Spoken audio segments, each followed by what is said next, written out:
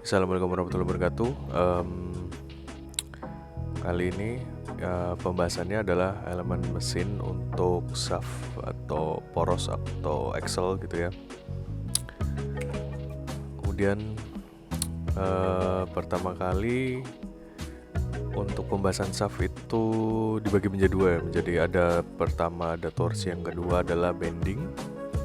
Jadi mungkin untuk bending akan dibahas di video selanjutnya atau pertemuan selanjutnya. Yang pertama adalah torsi yang dapat mengakibatkan puntiran atau momen puntir. Ini pada gambar. Ini yang dimaksud dengan torsi adalah adanya putaran pada suatu batang poros yang putaran tersebut memiliki radius gitu ya. Jadi kalau misalnya ada radiusnya maka bisa dihitung torsinya.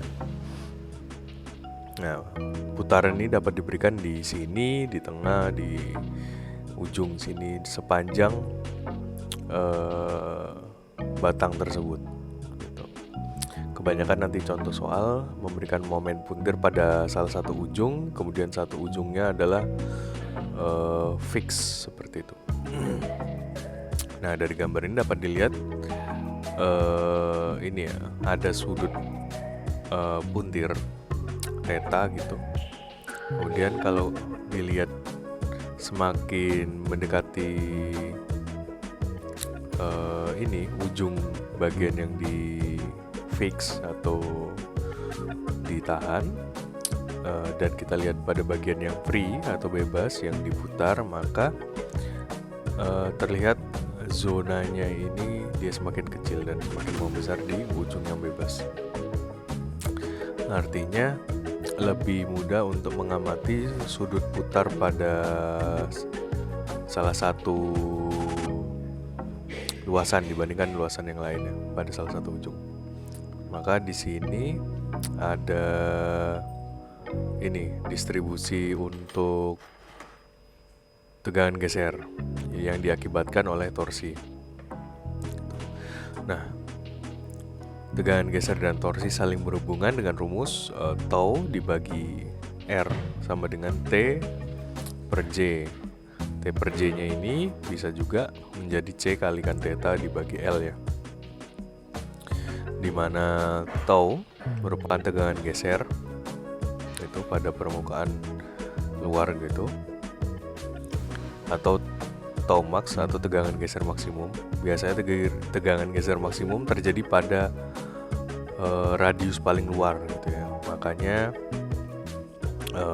disebut tegangan geser torsi pada permukaan luar karena terjadinya maksimum atau paling tinggi atau kritikal di radius paling luar. Tau ini dibagi dengan radius poros gitu ya, dimana ini D diameter sama dengan 2 kali radius, itu sama dengan momen puntir atau torsi T dibagi dengan inersia, itu sama dengan kekakuan modulusnya dikalikan sudut puntir dalam radian ya, dan dibagi dengan panjang poros L.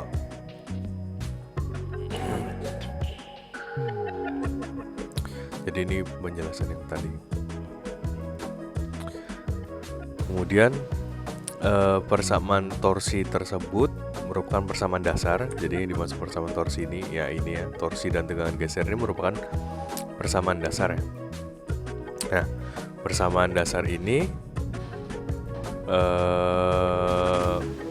kita harus lihat dia porosnya seperti apa.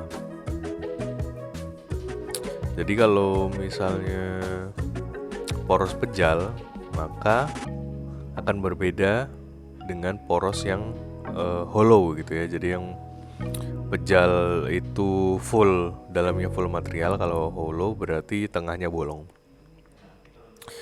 Nah, kalau kita lihat yang kedua nih ya, jadi rumusnya kan sebenarnya tau dibagi R sama dengan tadi torsi dibagi inersia ya, T per J gitu. Ini J nya langsung pakai ini aja ya.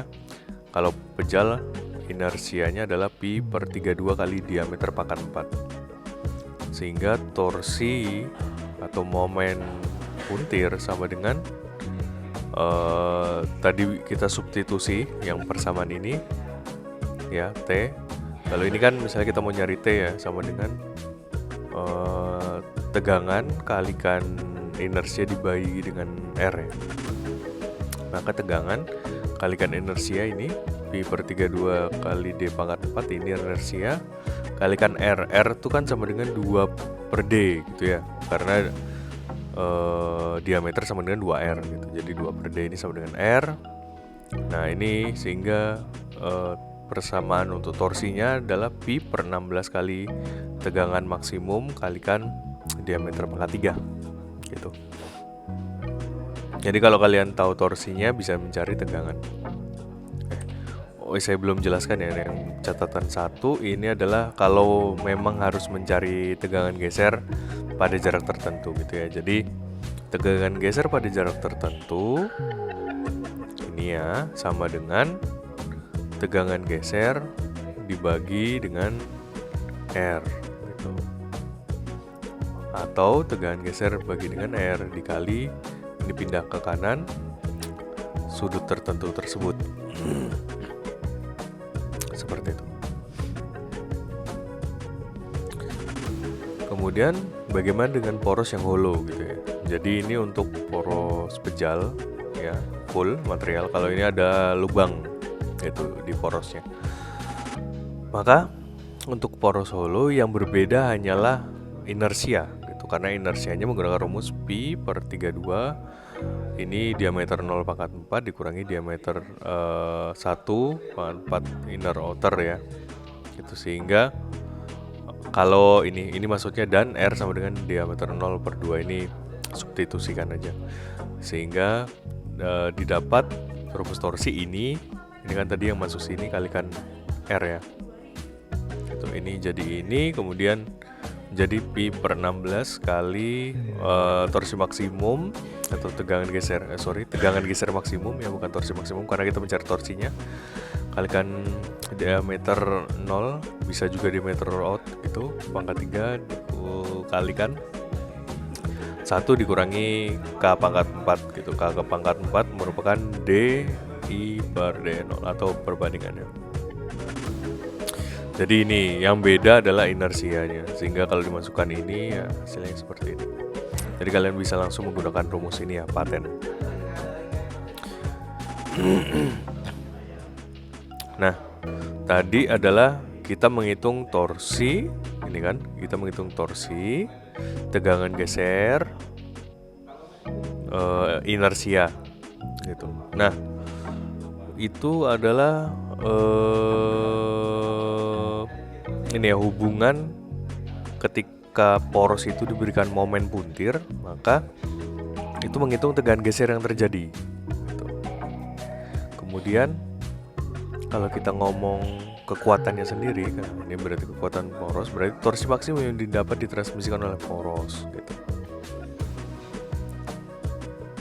Dengan rumus P merupakan daya maksimum sama dengan 2πn kalikan torsi maksimum dibagi 60 sama dengan torsi dikalikan omega. Omega adalah kecepatan putar dalam radian per second. Atau bisa juga omega sama dengan 2πn per 60 gitu kalau kalian pengen mencari omeganya gitu ya. Jadi ini rumusnya.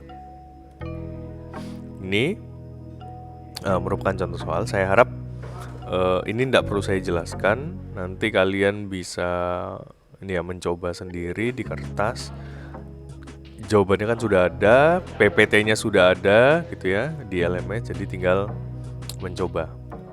Gitu. Ini ada 2. Kemudian selanjutnya ini sebenarnya adalah ini ya, poros yang multitingkat, bertingkat seperti itu. Jadi ada poros bertingkat ya, berbeda diameter. Gitu. Ini dia ngasih tahu sudut puntir gitu ya, theta total sama dengan theta 1 tambah theta 2. Itu rumus-rumusnya masih mirip ya, cuma inilah T per C ini J gitu ya. Jadi komposit ada beberapa komponen lebih dari satu. Nah ini kan, ini kok sub 1 sub 2, nanti ini sub 1 sub 2. Kemudian ini sudah mau masuk ke bending gitu ya. Mungkin untuk bending selanjutnya akan saya jelaskan pada inilah PPT lanjutan. Itu saja, sekian untuk poros kali ini. Assalamualaikum warahmatullahi wabarakatuh.